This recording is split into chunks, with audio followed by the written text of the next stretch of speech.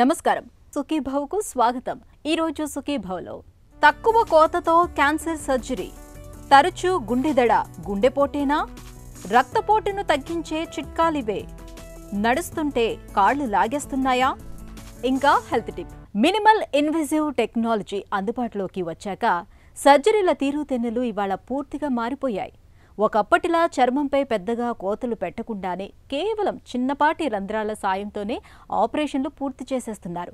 ప్రమాదకరమైన క్యాన్సర్ కణుతులను తొలగించడంలోనూ ఇవాళ minimal invasive technology బాగా ఉపయోగపడుతోంది।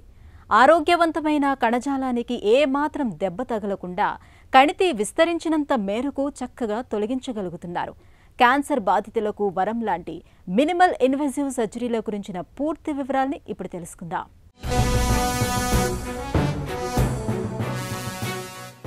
క్యాన్సర్ ఈ పదమే వెన్నులో వణుకు పుట్టిస్తుంది। నిజానికి ఒకప్పటితో పోలిస్తే ఇప్పుడు దాదాపు అన్ని రకాల క్యాన్సర్లను సులభంగానే నయం చేయగలుగుతున్నారు। కాకపోతే ఈ క్యాన్సర్లను కాస్త తొలి దశలోనే గుర్తించాల్సి ఉంటుంది। నిజానికి క్యాన్సర్లను తొలి దశలోనే గుర్తించగలిగిన పరీక్షలు కూడా చాలానే అందుబాటులోకి వచ్చాయి। ప్రస్తుతం క్యాన్సర్లకు 3 రకాల చికిత్సలు అందుబాటులో ఉన్నాయి: సర్జరీలు, కీమోథెరపీ, రేడియేషన్ చికిత్సలు। ఈ 3 చికిత్సల్లోకి ముందు నుండి ఉన్నది మాత్రం సర్జరీలే అని చెప్పాలి। ఒకప్పుడు ఆపరేషన్ చేస్తే క్యాన్సర్ మిగతా అవయవాలకు కూడా వ్యాపిస్తుందనే అపోహ ఉండేది। అయితే తర్వాత ఆ భావన తప్పని తేలింది। తర్వాత అన్ని రకాల క్యాన్సర్లకు అవసరమైనప్పుడల్లా సర్జరీలు విస్తృతంగా చేస్తున్నారు। అయితే ఇటీవల సర్జరీలకు సంబంధించిన పరికరాల్లో వచ్చిన విప్లవాత్మక మార్పుల కారణంగా పెద్దగా కోత లేకుండానే క్యాన్సర్లకు సర్జరీలు చేస్తున్నారు। వీటినే మినిమల్లీ ఇన్వేజివ్ సర్జరీలు అంటారు। పొట్టలో వచ్చే క్యాన్సర్లు, అలాగే ప్రోస్టేట్ క్యాన్సర్లకు ప్రస్తుతం మినిమల్ ఇన్వేజివ్ పద్ధతిలో సర్జరీలను ఎక్కువగా చేస్తున్నారు। ఇంతకుముందు ఎలా ఉండేది అంటే ఎంత పెద్ద ఆపరేషన్ అంటే అంత పెద్ద కోత ఉండేది అన్నట్టుగా ఉండేది। ఇప్పుడు ఆ పద్ధతి లేదు మనకు। మినిమల్లీ ఇన్వేజివ్ సర్జరీస్ అంటే ఏంటంటే మనం అంత పెద్ద కోత చేయకుండా చిన్నగా 3-4 హోల్స్ చేసి దాని ద్వారా కెమెరా పంపించి ఇన్స్ట్రుమెంట్స్ పంపించి లోపల మనం ఆపరేషన్ చేస్తున్నాం, అంటే కీ హోల్ సర్జరీస్ అంటారు। సో కీ హోల్ సర్జరీస్ అనేది ఏంటి అంటే మనం మినిమల్లీ ఇన్వేజివ్ అనము, మినిమల్ యాక్సెస్ సర్జరీస్ అంటాము। బెస్ట్ టెర్మినాలజీ అంటే మినిమల్ యాక్సెస్ సర్జరీ అంటే మనం లోపలికి చేసేటువంటి యాక్సెస్ అనేది చాలా తక్కువగా చేస్తున్నాము, బట్ లోపల సర్జరీ ఏదైతే ఉంటుందో అది సేమ్ సర్జరీ ఉంటుంది। అంటే ఇంతకుముందు క్యాన్సర్లో ఎంత మేజర్గా అయితే సర్జరీ చేయాల్సి వచ్చేదో సేమ్ అదే మేజర్ సర్జరీ మనం ఇప్పుడు కీహోల్ సర్జరీ ద్వారా చేయగలుగుతున్నాము। సో ఇది దేంట్లో ఏ క్యాన్సర్స్లో చేయగలుగుతాము ఏంటి అంటే మన అబ్డామిన్లో చేసే కడుపులో ఉన్నటువంటి ఎటువంటి క్యాన్సర్కైనా కూడా మనం మినిమల్లీ ఇన్వేజివ్ సర్జరీ ద్వారా చేయగలుగుతాం। ఛాతీలో ఉండేటువంటి క్యాన్సర్ అంటే ఏంటి, అన్నవాహికకు ఈసోఫేగస్ అంటారు, అన్నవాహికకు వచ్చేటువంటి క్యాన్సర్లు, లంగ్ క్యాన్సర్స్, వీటన్నిటిని కూడా మనం ఈ కీహోల్ సర్జరీ ద్వారా చేయగలుగుతాం। సో ఈ సర్జరీ మనం కడుపులో చేసినట్టయితే లాప్రోస్కోపీ సర్జరీ అంటాము, అదే థొరాక్స్ అంటే ఛాతీలో చేసినట్టయితే థొరకోస్కోపిక్ సర్జరీ అంటాము। వీటిలోనే ద నెక్స్ట్ జనరేషన్ ఏంటి అంటే robotic surgery. So robotic surgery అనేది సిమిలర్ టు లాప్రోస్కోపిక్ సర్జరీ, కాకపోతే సర్జన్ డైరెక్ట్గా ఇన్స్ట్రుమెంట్ని పట్టుకునే బదులు రోబోటిక్ ఆర్మ్స్కి అటాచ్ చేసి వాటిని ఆపరేట్ చేస్తూ సర్జరీ చేస్తారు। మినిమల్ యాక్సెస్ సర్జరీతో ఉండే ప్రయోజనాలు అంటే మనం పేషెంట్ పరంగా చూసినట్టయితే నెంబర్ 1 పెద్ద కోత ఉండదు కాబట్టి పేషెంట్ అనేది రికవరీ అనేది చాలా ఫాస్ట్గా జరుగుతుంది। రెండవది మనకేంటి, లోపల సర్జరీ ద్వారా కూడా మనం వాడేటువంటి ఇన్స్ట్రుమెంట్స్ ద్వారా కూడా బ్లీడింగ్ అనేది కొంచెం తక్కువగా ఉంటుంది కాబట్టి సో బ్లడ్ లాస్ అనేది కంపారిటివ్లీ తక్కువగా ఉంటుంది అండ్ రికవరీ ఫాస్ట్గా ఉంటుంది। బట్ ఆపరేషన్ అనేది సేమ్ కైండ్ ఆఫ్ సర్జరీ అవుతుంది। సో దీనివల్ల ఏమవుతుంది అంటే ఈ క్యాన్సర్ పేషెంట్స్లో పర్టికులర్లీ చూసినట్టయితే చాలామంది ఆపరేషన్ తర్వాత దీని కీమోథెరపీ కానీ రేడియేషన్ కానీ వెళ్ళాల్సి ఉంటుంది। సో అటువంటి డిలేస్ లేకుండా నెక్స్ట్ ట్రీట్మెంట్స్ అనేవి ఈజీగా తీసుకోగలుగుతారు। అదే సర్జన్ పరంగా చూసుకున్నట్టయితే మనకేంటి అడ్వాంటేజ్, నెంబర్ 1 విజువలైజేషన్ అంటాము, అంటే కెమెరాలో చూస్తుంటాము, ఆ కెమెరాలో చూసింది మనకు మ్యాగ్నిఫైడ్ ఇమేజ్ కనిపిస్తుంది। కాబట్టి మనకు లాప్రోస్కోపీలో అయితే మన కంటితో చూసిన దానికంటే 2 to 3 టైమ్స్ పెద్దగా ఉంటుంది। కాబట్టి మనకు సైడ్లో పక్కనే ఉన్నటువంటి ఆర్గన్స్ కానీ పక్కనే ఉన్నటువంటి రక్తనాళాలు, నరాలు ఇవి క్లియర్గా కనపడతాయి। ఇదే మనం రోబోటిక్ సర్జరీలో చూసుకున్నట్టయితే దాదాపు 10 రెట్లు మ్యాగ్నిఫై అయ్యి ఉంటుంది. కాబట్టి రోబోటిక్ సర్జరీలో ప్రెసిషన్ అనేది ఇంకా ఎక్కువగా ఉంటుంది when compared to laparoscopic surgery. Cancer దీర్ఘకాలికంగా వేధించే జబ్బు, మనిషిని నిర్వీర్యం చేసే మహమ్మారి. ఈ నేపథ్యంలో సాంప్రదాయకంగా పెద్ద పెద్ద కోతలతో ఆపరేషన్ చేసి దీర్ఘకాలికంగా ఆసుపత్రిలోనే ఉంచటం, ఆపరేషన్ సమయంలో రక్తం పోవటం, కోలుకోవటానికి రోజుల తరబడి సమయం పట్టటం, ఇన్ఫెక్షన్లు సోకటం లాంటివి క్యాన్సర్ పేషెంట్లకు మరింత ఇబ్బందికరంగా పరిణమిస్తూ ఉంటాయి. ఇలాంటి పరిస్థితుల్లో కోతల్ని బాగా తగ్గించటం, కోలుకోవటానికి తక్కువగా సమయం తీసుకోవటం, రక్తస్రావం పెద్దగా లేకపోవటం లాంటి సౌలభ్యాల్ని కల్పించే మినిమల్లీ ఇన్వేజివ్ సర్జరీలు క్యాన్సర్ పేషెంట్లకు వరమనే చెప్పాలి. ప్రస్తుతం రొమ్ము క్యాన్సర్ మొదలుకొని పొట్టలో వచ్చే అనేక క్యాన్సర్ల వరకు ప్రధాన చికిత్స సర్జరీల ద్వారానే జరుగుతోంది. ఒకప్పుడు ఏదైనా అవయవానికి క్యాన్సర్ వస్తే ఆ అవయవంతో పాటు చుట్టుపక్కలుండే భాగాల్ని కూడా తొలగించేవారు. కానీ ఇప్పుడు కేవలం క్యాన్సర్ సోకిన నిర్దిష్ట ప్రాంతాన్ని మాత్రమే తొలగించి మిగతా అవయవాలను సురక్షితంగా ఉంచగలుగుతున్నారు. ఇంతకుముందు మేజర్ సర్జరీస్ అన్నీ కూడా they use to be major or super major surgeries అనేవాళ్ళం అండి. సో పోతున్న కొద్దీ మనం ఏం చేస్తున్నాము, రైట్ నౌ క్యాన్సర్ సర్జరీలో మనకు ఐడెంటిఫై అంటే ఇప్పుడు సెంటినల్ లింఫ్ నోడ్ బయాప్సీ అంటారు. అంటే లెట్స్ సే బ్రెస్ట్ క్యాన్సర్ ఉంది, అది ఎటువంటి చంకలో ఉన్నటువంటి లింఫ్ నోడ్స్ అనే వాటికి స్ప్రెడ్ అవుతుంది. స్ప్రెడ్ అయిందా లేదా, ఇంతకుముందు అందరి పేషెంట్లకి స్ప్రెడ్ అయిందా అని లేదా అని తెలుసుకోవడానికి చంకలో ఉన్న లింఫ్ నోడ్స్ అన్నీ కూడా తీసి టెస్టింగ్ పంపించేవాళ్ళు. దానివల్ల కొద్ది సైడ్ ఎఫెక్ట్స్ కలవడం చేయడం జరుగుతూ ఉండేవి.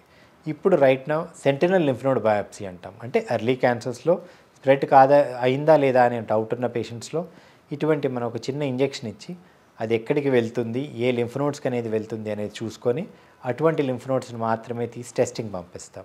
సో దానివల్ల ఏంటి అని చెప్పంటే మొత్తం అంతా లింఫ్ నోడ్స్ తీయడము, దానివల్ల కలిగే సైడ్ ఎఫెక్ట్స్ ఇవన్నీ కూడా తగ్గిపోతాయి. ఇది మనకు బయట ఉన్నటువంటి అంటే బ్రెస్ట్ క్యాన్సర్ లాంటి వాటికే కాకుండా అబ్డోమెన్లో కూడా మనం చేస్తున్నట్టయితే మనకేంటి దాంట్లో కూడా ఐసీజీ అని చెప్పి ఒక ఇంజెక్షన్ వచ్చింది. దాని ద్వారా కడుపులో ఉన్నటువంటి అంటే గర్భసంచి దగ్గర వచ్చే క్యాన్సర్స్ కావచ్చు, వేటికైనా కూడా మనం ఇంజెక్షన్ చేసి ఓన్లీ దాన్ని స్ప్రెడ్ ఎక్కడికి అవుతుందో అంతవరకే లింఫ్ నోడ్స్ తీయడం చేయడం జరుగుతుంది. కాబట్టి మనం ప్రెసిషన్ ఎక్కువ ఉంటుంది, సైడ్ ఎఫెక్ట్స్ తక్కువగా ఉంటాయి. ఇదే విధంగా ఏంటి మనం సేమ్ టెక్నాలజీస్ని వాడుకుంటూ నెక్స్ట్ ట్యూమర్ ఎక్స్టెంట్ ఎంతవరకు ఉంది, ట్యూమర్ స్ప్రెడ్ ఏ విధంగా జరుగుతుంది, ఇటువంటి అన్నిటిని కూడా మనం గుర్తుపట్టడానికి అవుతుంది. కొన్ని ఆపరేషన్స్లో మనకేంటి పక్కనున్న అంటే నరాల్ని కానీ లేదంటే అన్నవాహికని మనం ఊపిరి తీసుకునేటువంటి దాన్ని కానీ వీటన్నిటిని కూడా మనం ఇంజెక్షన్ చేసుకొని ఒక్కొక్క దాన్ని సపరేట్గా మనకు కనిపించేటట్టుగా చేసుకోగలుగుతున్నాం. అంటే ఇది ఎక్కడుందో మనం వెతుక్కోవాల్సిన అవసరం లేదు, మన కంటి ముందే కనపడుతూ ఉంటుంది అనమాట. సో దానివల్ల ఆపరేషన్లు అనేవి చాలా ఈజీ అవుతున్నాయి, పక్కన ఉన్న స్ట్రక్చర్స్కి డ్యామేజెస్ అనేవి చాలా వరకు తగ్గిపోతూ వస్తున్నాయి. తక్కువ కోతలతో ఎక్కువ ఫలితాలనిచ్చే మినిమల్లీ ఇన్వేజివ్ సర్జరీలకు తోడుగా ఇటీవలి కాలంలో రోబోటిక్ సర్జరీలు కూడా అందుబాటులోకి వచ్చాయి. క్యాన్సర్ సర్జరీల్లో తాజాగా వచ్చిన ఈ మార్పుల వల్ల కోతలు బాగా తగ్గిపోయాయి. దీంతో రక్తస్రావం బాగా తగ్గిపోవటం, కోతలు మానటానికి తక్కువ సమయం పట్టడం లాంటి ప్రయోజనాలతో పాటే క్యాన్సర్ సోకిన భాగాల్ని కూడా ఖచ్చితత్వంతో తొలగించటం జరుగుతోంది. ఫలితంగా పేషెంట్లు త్వరగా కోలుకోవటం సాధ్యపడుతోంది. రోబోటిక్ సర్జరీల్లో అయితే 3 డైమెన్షన్లో క్యాన్సర్ సోకిన ప్రాంతాన్ని అత్యంత ఖచ్చితత్వంతో తొలగించే వీలుంటుంది. ఇవన్నీ కూడా క్యాన్సర్ పేషెంట్లకు చికిత్సలో సౌలభ్యాన్ని అందజేసేవే. లాప్రోస్కోపిక్ సర్జరీలు, సింగిల్ పోర్టు సర్జరీ లాంటి మినిమల్లీ ఇన్వేజివ్ సర్జరీల ద్వారా క్యాన్సర్ పేషెంట్లకు కోతల బాధ తప్పుతుంది. ఎక్కువ కాలం విశ్రాంతి తీసుకోవాల్సిన అవసరం ఉండదు, త్వరగా కోలుకుంటారు. శారీరకంగా మానసికంగా కూడా స్వాంతన లభిస్తుంది. బాగా పరిగెత్తినప్పుడు, తీవ్రమైన భయాందోళనకు లోనైనప్పుడు, రాత్రిపూట పీడకలలు వచ్చినప్పుడు మన గుండె వేగంగా కొట్టుకోవటం మనకు అనుభవమే. అయితే కొంతమందిలో పరిస్థితులతో నిమిత్తం లేకుండా గుండె బాగా వేగంగా స్పందిస్తూ ఉంటుంది. దీన్నే మనం గుండె దడగా చెప్పుకుంటాం. వైద్య పరిభాషలో హార్ట్ పాల్పిటేషన్స్గా పిలుస్తారు. గుండె దడను మనలో చాలామంది గుండెపోటుకు సంకేతంగా భావిస్తారు. అసలు ఈ నమ్మకంలో నిజమెంత? గుండె వేగంగా స్పందించడానికి వెనుక కారణాలు, వాటికి పరిష్కార మార్గాల గురించి ఇప్పుడు తెలుసుకుందాం. గుండె దడ ఏంటంటే గుండె పరంగా దడ వస్తుంది, గుండె వ్యాధి లేకపోయినా కూడా కొంతమందికి దడ వస్తుంది. కొంతమందికి ప్రెగ్నెన్సీలో ఒక్కొక్కసారి పాలిపిటేషన్స్ వస్తాయి, కొంతమంది బ్లడ్ తగ్గినప్పుడు పాలిపిటేషన్స్ వస్తాయి, కొంతమంది థైరాయిడ్ ప్రాబ్లం కొంచెం హైపోథైరాయిడ్స్ ఉన్నా లేకపోతే థైరాయిడ్ పెరుగుతున్న హైపర్ థైరాయిడ్స్ ఉన్నా సరే పాలిపిటేషన్స్ వస్తాయి. నిద్రలేమి ఆ నిద్ర పట్టకపోవడం వల్ల రాత్రుల పూట వాళ్ళ హార్ట్ బీట్ని వాళ్ళే ఫీల్ అవుతూ ఉంటారు. సో దాన్ని కూడా పాలిపిటేషన్స్ అంటారు. నిద్ర లేని కారణంగా వస్తాయి. ఆల్కహాల్ తీసుకొని సడన్గా ఆపేయడం వల్ల వస్తాయి. సో ఎక్కువ స్ట్రెస్, యాంగ్జైటీ వీటి వల్ల కూడా పాలిపిటేషన్స్ వస్తాయి. ఇవన్నీ నాన్ కార్డియాక్ కాజెస్, అంటే హార్ట్ కాకుండా మిగతా వాటి కాజెస్. సో యూజువల్గా 100 మంది పాలిపిటేషన్స్ పేషెంట్లు మనం చూస్తే more than 40% non cardiac causes. So మనం అంత భయపడాల్సిన అవసరం లేదు. వేరే కారణాల వల్ల వచ్చేదైతే మరీ అంత డేంజరస్ కాదు.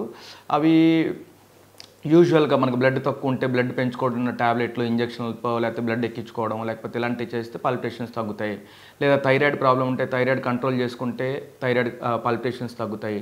నిద్ర సరిగ్గా లేదు, నిద్ర సరిగ్గా వస్తుంది అన్న తర్వాత పాలిపిటేషన్ తగ్గుతాయి. సో వాళ్ళకి ఏదైతే అండర్లయింగ్ కాజ్ ఉందో దాన్ని మనం కరెక్ట్గా గుర్తించి దాన్ని తగ్గట్టు ట్రీట్మెంట్ తీసుకుంటే పాలిపిటేషన్ తగ్గుతాయి. గుండె పరంగా వచ్చే పాలిపిటేషన్స్ మాత్రం మనం సీరియస్గా తీసుకొని దాన్ని ఎవాల్యుయేట్ చేసుకొని ఏ కారణం వల్ల వస్తుంది, కవాటాలు లీకేజా, కవాటాలు మూసుకోవడం వల్ల, బ్లాకేజీల వల్ల, లేకపోతే అర్థీమియాస్ వల్ల గుండె ఒక్కొక్కసారి ఫాస్ట్గా కొట్టుకుంటూ ఉంటుంది, ఒక్కొక్కసారి స్లోగా కొట్టుకుంటూ ఉంటుంది. సో వీటి వల్ల అని చెప్పేసి మనం చూసుకోవాలి. గుండె పరంగా వచ్చేవి అయితే డెఫినెట్గా సీరియస్గా కన్సిడర్ చేయాలి. రక్తపోటు ఎక్కువగా ఉండటం అనేది స్వతహాగా వ్యాధి కాదు. కానీ అధిక రక్తపోటు మూలంగా మన శరీరంలో ప్రత్యక్షంగా పరోక్షంగా అనేక సమస్యలు వచ్చి పడతాయి. కిడ్నీలు, మెదడు, గుండె వంటి కీలక అవయవాలన్నీ హై బీపీ ధాటికి క్రమంగా నిర్వీర్యం అవుతూ వస్తాయి. మన ఆరోగ్యానికి గొడ్డలి పెట్టులా పరిణమించే అధిక రక్తపోటు విషయంలో మనలో చాలామందికి అవగాహన అంతంత మాత్రమే. హై బీపీ విషయంలో మనం నిరంతరం అప్రమత్తంగా ఉండాలి. హై బీపీని అదుపులో ఉంచుకునే మార్గాల గురించి ఇప్పుడు తెలుసుకుందాం.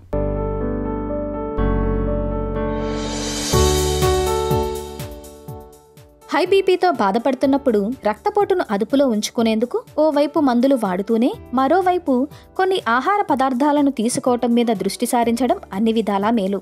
ముఖ్యంగా ఉప్పును పరిమితంగా తీసుకోవాలి. ఉప్పు అనేది శరీరంలో మరింత ఎక్కువ నీటిని పట్టి ఉంచుతుంది. దీంతో రక్తం పరిమాణం పెరిగి ధమనుల మీద పీడనం ఎక్కువవుతుంది. పాలకూర వంటి ఆకుకూరలతో దీనికి కళ్ళెం వేయొచ్చు. వీటిల్లోని పొటాషియం మూత్రం ద్వారా ఒంట్లోంచి సోడియాన్ని బయటకు వెళ్లగొడుతుంది. రక్తనాళాల గోడలను విప్పారేలా చేస్తుంది. ఇక అవసరమైనప్పుడు రక్తనాళాలు బిగుతుగా లేదా వదులుగా అయ్యేలా చూడటంలో కాల్షియం పోషకం బాగా తోడ్పడుతుంది. ఇలా రక్తపోటు అదుపులో ఉండటానికి దోహదం చేస్తుంది. పెరుగు తినటం ద్వారా తగినంత కాల్షియం లభించేలా చూసుకోవచ్చు. సాల్మన్ వంటి చిన్న చేపల ముళ్ళుతోనూ కాల్షియం లభిస్తుంది. కొవ్వుతో కూడిన చేపలతో ఒమేగా 3 కొవ్వు ఆమ్లాలు లభిస్తాయి. ఇవి గుండె ఆరోగ్యానికి తోడ్పడతాయి. గుమ్మడి, అవిసె, పొద్దుతిరుగుడు గింజల పలుకుల్లో పుష్కలంగా లభించే మెగ్నీషియం రక్తపోటును చక్కగా నియంత్రణలో ఉంచుతుంది. రక్తనాళాలు బాగా విప్పారేలా చేస్తుంది. ఇక 3 వంతుల బీట్రూట్ రసం, 1 వంతు యాపిల్ పండ్ల రసం కలిపి తీసుకుంటే కొద్ది గంటల్లోనే సిస్టాలిక్ రక్తపోటు తగ్గుతున్నట్లు ఒక అధ్యయనం చెబుతోంది. ఈ జ్యూస్ ఆడవారిలో కన్నా మగవారిలో మరింతగా ఫలితం చూపిస్తున్నట్లు నిపుణులు పేర్కొంటున్నారు. హై బీపీతో బాధపడుతున్నప్పుడు నిత్యం వెల్లుల్లిని తీసుకోవడం మేలు. రక్తనాళాలు విప్పారేలా చేసే నైట్రిక్ ఆక్సైడ్ మోతాదులు పెరగటానికి వెల్లుల్లి తోడ్పడుతుంది. రక్తనాళాలు తగినంత విప్పారితే గుండె మీద భారం తగ్గుతుంది. ఫలితంగా రక్తపోటు తగ్గుముఖం పడుతుంది. ఈ జాగ్రత్తలు రక్తపోటును చక్కగా అదుపులో ఉంచుతాయి. ఎక్కువ దూరం నడిచినప్పుడు కాలు పిక్కలు పట్టేయడం, నొప్పిగా అనిపించడం మనకు అనుభవమే. అయితే కొద్ది దూరం నడిచినా పిక్కలు పట్టేస్తూ ఉంటే ఖచ్చితంగా అనుమానించాల్సిందే. వయసు పైబడుతుందని మోకాళ్ళ నొప్పులు మొదలైపోయాయని భావిస్తూ ఇలాంటి పిక్క నొప్పుల్ని మనలో చాలామంది పెద్దగా పట్టించుకోరు, తేలికగా తీసుకుంటూ ఉంటారు. నిజానికి ఇలాంటి పిక్క నొప్పుల వెనుక కొన్నిసార్లు ప్రమాదకరమైన పీవీడీ జబ్బు కారణంగా ఉండే అవకాశం ఉంది. పెరిఫెరల్ వాస్కులర్ డిసీజ్గా పిలిచే ఈ జబ్బు గురించిన పూర్తి వివరాన్ని డాక్టర్ని అడిగి ఇప్పుడు తెలుసుకుందాం.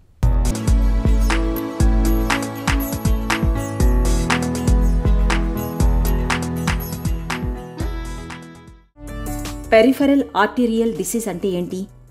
పెరిఫెరల్ ఆర్టీరియల్ డిసీజ్ అనేది మన ఇండియాలో ఇప్పుడు కామన్గా చూస్తున్నాము. ఎందుకంటే షుగర్ పేషెంట్స్ ఎక్కువ ఉంటారు కాబట్టి దీనిలో రక్తనాళాల యొక్క మార్పులు ఎవరిలో అయితే వస్తున్నాయో వీళ్ళందరిలో కూడా పెరిఫెరల్ ఆర్టీరియల్ డిసీజెస్ కామన్గా చూస్తున్నామండి. అసలు పెరిఫెరల్ ఆర్టీరియల్ డిసీజ్ అంటే ఏంటి? పెరిఫెరల్ ఆర్టరీస్ అంటే ఏంటి? మన గుండెకి ఉండే రక్తనాళాలను కోరనరీ ఆర్టరీస్ అంటాం. మిగతా బాడీలో చేతులకి కానీ కాళ్ళకి కానీ లేకపోతే మిగతా ఆర్గన్స్కి సప్లై చేసే రక్తనాళాలు ఏవైతే ఉన్నాయో ఇవన్నిటిని కూడా పెరిఫెరల్ ఆర్టరీస్ అంటాం. సో ఈ పెరిఫెరల్ ఆర్టరీస్లో మేజర్గా మన కాళ్ళల్లో బ్లాక్స్ ఏర్పడము, చేతుల్లో రక్తం సప్లై చేసే వాటికి బ్లాక్స్ ఏర్పడడం జరుగుతుంది. దీన్ని పెరిఫెరల్ ఆర్టీరియల్ డిసీజ్ అంటామండి. పిఏడి ఎందుకు వస్తుంది, ఎవరికి వస్తుంది? ఎవరిలో అయితే మనకి రక్తనాళంలో కాల్షియం అనేది డిపాజిట్ అవుతుందో, లేకపోతే ఎథెరోస్క్లెరోసిస్ అనేది జరుగుతుందో, హై కొలెస్ట్రాల్ లెవెల్స్ ఉంటాయో, షుగర్స్ అన్కంట్రోల్లో ఉంటాయో, వీళ్ళల్లో రక్తనాళము మామూలుగా మెత్తగా ఉండాల్సిన రక్తనాళం పెళుసుగా తయారవుతుందండి. పెళుసుగా అంటే గట్టిపడిపోతుంది, అంటే దాని సహజ తత్వం కోల్పోతుంది. ఎలా అంటే మనము కొత్తలో ఒక గొట్టం కొన్నప్పుడు ఎలా మెత్తగా ఉంటుంది, కొన్ని రోజులు ఎండలో పడేస్తే అది గట్టిగా అయిపోయి మనం ఇలా అనగానే ఇరిగిపోవటం ఇలా జరుగుతుందో, అలాగే రక్తనాళంలో కూడా సహజతత్వం పోయినప్పుడు గొట్టంలో ఆ రక్తనాళంలో కూడా ఆ పెళుసుతత్వం ఏర్పడినప్పుడు ఆ బ్లాక్స్ అనేవి ఏర్పడతాయి. దీన్ని ఎథెరోస్క్లెరోటిక్ కానీ క్యాల్సిఫైడ్ డిసీజ్ కానీ ప్లాక్స్ అని కూడా ఇవన్నీ రకరకాల పెథాలజీస్తో మనం పిలుస్తూ ఉంటాం. సో ఈ సమస్యల్ని మనము పెరిఫెరల్ ఆర్టీరియల్ డిసీజ్ యొక్క కారణాల కింద చెప్పుకోవచ్చు. మెయిన్గా దీనికి మన లైఫ్ స్టైల్ కూడా చాలా ఇంపార్టెంట్. ఎవరిలో అయితే సెడెంటరీ లైఫ్ స్టైలు, స్ట్రెస్ ఇలాంటివన్నీ ఎక్కువ ఉంటాయో వాళ్ళల్లో ఈ పెరిఫెరల్ ఆర్టీరియల్ డిసీజెస్ అనేది కూడా ఛాన్సెస్ ఎక్కువ ఉంటుంది. షుగరు, బీపీ వీటితో, స్మోకింగ్ వీళ్ళతో పాటు.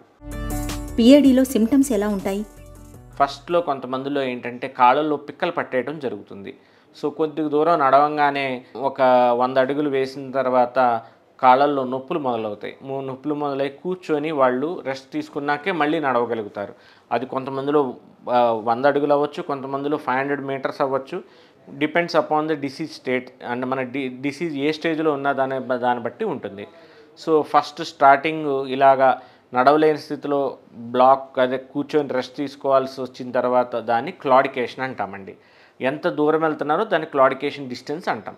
సో ఫస్ట్ క్లాడికేషన్ అనేది డెవలప్ అవుతుంది. ఈ క్లాడికేషన్ స్టేజ్ నుంచి స్లోగా రెస్ట్ పెయిన్ అనేది కూడా డెవలప్ అవుతుంది. అంటే వాళ్ళకి ఆ డిస్టెన్స్ తగ్గిపోవడంతో పాటు మామూలుగా ఇంట్లో కూర్చున్నప్పుడు కూడా కాళ్ళల్లో కానీ చేతుల్లో కానీ తీవ్రమైన నొప్పి రావడం అనేది జరుగుతుంది. ఎందుకు? రక్త ప్రసరణ అందక చేతులకి కాళ్ళకి. ఇలాంటప్పుడు ఇప్పుడన్నా మనం ముందుగానే ప్రాబ్లం ఉందని గమనించాలి. ఇంకా సివియర్ స్టేజ్లో గ్యాంగ్రీన్తో ప్రజెంట్ అవుతుంది. గ్యాంగ్రీన్ అంటే మన రక్తం అందక కాళ్ళలో చేతుల్లో వేళ్ళు కానీ కాళ్ళు కానీ పాదాలు కానీ నల్లపడిపోయి పూర్తిగా ఎండిపోయినట్టు తయారవుతాయండి. ఈ గ్యాంగ్రీన్ కూడా ఇన్ఫెక్షన్ కూడా కలిపితే వెట్ గ్యాంగ్రీన్ అంటాము. డ్రై గ్యాంగ్రీన్ ఏమో ఇష్కిమిక్లో most of the time dry gangrene అవుతాం. ఇంకా ఎర్లీ స్టేజెస్లో మనకి కాళ్ళ మీద వెంట్రుకలు తగ్గిపోవటము, కండ తగ్గిపోయి సన్నపడిపోవటము కాళ్ళు చేతులు. ఇంకొంతమందిలో ఏంటంటే ఈ పైకి ఉబ్బిన నరాలు బాగా ఎక్కువ కనపడము, కండ లేకపోవటం వల్ల గట్టరింగ్ ఆఫ్ ది వెయిన్స్ అంటాం. ఇవన్నీ కూడా పెరిఫెరల్ ఆర్టీరియల్ యొక్క సిమ్టమ్స్ అండి. పిఏడితో తీవ్రస్థాయి సమస్యలు ఏమైనా ఉంటాయా? కాళ్ళలో నొప్పి, మంట కూడా చాలా బగబగ మంట అంటారు. అసలు వాళ్ళు అంటే ఏదో మండిపోతున్నట్టు కాళ్ళల్లో మంట మీద కూర్చున్నట్టున్న తీవ్రమైన మంట, నొప్పి ఉంటుంది. ఒక 2 అడుగులు కూడా వేస్తే తట్టుకోలేని స్థితి. ఇవన్నిటితో పాటు గ్యాంగ్రీన్ అయితే కాలు నల్లపడిపోయి పూర్తిగా కాలు కానీ చెయ్యి కానీ తీసేయాల్సిన ప్రమాదం కూడా ఉంటుందండి. సో అందుకనే దీన్ని ముందుగానే మనం గమనించి పెరిఫెరల్ ఆర్టీరియల్ డిసీజ్కి చక్కగా ఒక వాస్కులర్ సర్జన్ దగ్గరకు వచ్చినట్టయితే వాళ్ళు ఎవాల్యుయేషన్ చేసి ఇంత తీవ్రమైన ప్రాణాలు కూడా కోల్పోయే స్థితి నుంచి కూడా మనం కాపాడచ్చు. పిఏడికి చికిత్స ఎలా ఉంటుంది? ఏబిఐ టీబీఐ అనే ఒక పరికరం ఉంది. దానిలో ఏంటంటే మనం వచ్చిన పేషెంట్కి మనం ఎవరైనా అయితే సస్పెక్ట్ చేస్తామో ఆ ఏబిఐ టీబీఐ చూస్తే ఎంత పర్సంటేజ్ బ్లడ్ ఫ్లో వెళ్తుంది కాళ్ళల్లో కానీ చేతుల్లో కానీ అనేది తెలుసుకుంటాము. దీంతోపాటు ఆర్టీరియల్ ఏజ్ అంటే మన వయసుతో పాటు రక్తనాళం యొక్క వయసు కూడా మనం తెలుసుకుంటాము. సో దీనివల్ల ఏంటంటే మన రక్తనాళం ఏజ్ ఎక్కువ ఉందంటే ఏంటండి, డిసీజ్ యొక్క పరిణామం ఎక్కువ అవుతుందని. మన ఏజ్తో పాటు ఉందంటే మంచిగా నార్మల్గానే ఉందని. సో దాన్ని బట్టి కూడా మనం ముందుగానే పెరిఫెరల్ ఆర్టీరియల్ డిసీజ్ని గుర్తించవచ్చు. ఇది ఇంకా అవసరమైతే డాప్లర్ స్కానింగు, సిటీ యాంజియోగ్రాము అనేది కూడా చూసుకుంటాము. దాన్ని బట్టి మనము ఎక్కడి నుంచి ఎక్కడి వరకు బ్లాక్ ఉందనేది మనం చూసుకొని మనం ఫర్దర్గా ప్రొసీడ్ అవ్వడానికి ఈజీగా ఉంటుందండి. దాని ప్రకారం పిఏడిని నివారించుకోవచ్చా? దీన్ని పూర్తిగా నివారించుకోవచ్చండి. వన్స్ వచ్చిన తర్వాత ఎర్లీ స్టేజెస్లో ఉంటే చక్కటి మందులు ఉన్నాయండి. ఇప్పుడు చక్కగా ఆ మందులు తీసుకుంటేనే చాలు, అసలు ఏమీ ట్రీట్మెంట్ కూడా వేరేది ఏమీ అవసరం లేదు. కొంతమంది ఇంకొద్దిగా అడ్వాన్స్డ్ స్టేజెస్లో ఉన్న వాళ్ళల్లో మనం యాంజియోప్లాస్టీ అని చిన్న సూదితోనే ట్రీట్మెంట్ ఉంటుంది. వాళ్ళు ముందుగానే వచ్చినట్టయితే ఒక బెలూన్ లాంటిది లోపలికి పంపించి దాన్ని డైలేట్ చేస్తాము, అవసరమైతే స్టంట్ వేస్తాము.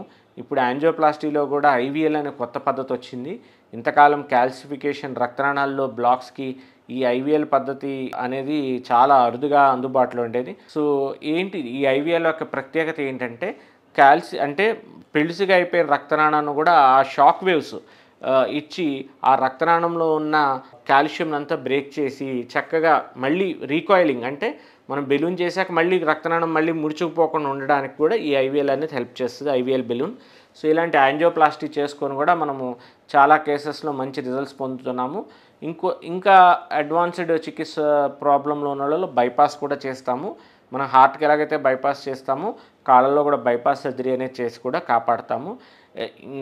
ఇంకా కాంప్లెక్స్ సర్జరీస్ ఉన్నప్పుడు మనం సులువుగా అవడానికి పేషెంట్కి హైబ్రిడ్ వాస్కులర్ సర్జరీ అనేది కూడా చేస్తాం. హైబ్రిడ్ వాస్కులర్ సర్జరీ అంటే 2 ప్రక్రియల్ని కలుపుకొని చక్కగా మనకు అడ్వాంటేజ్ తీసుకొని మేజర్ సర్జరీని కూడా సింపుల్ సర్జరీ చేసుకొని చక్కగా పేషెంట్ 2 డేస్లోనే డిశ్చార్జ్ అయిపోయి ఎర్లీ రికవరీకి హెల్ప్ అయ్యేది హైబ్రిడ్ సర్జరీ అంటాము.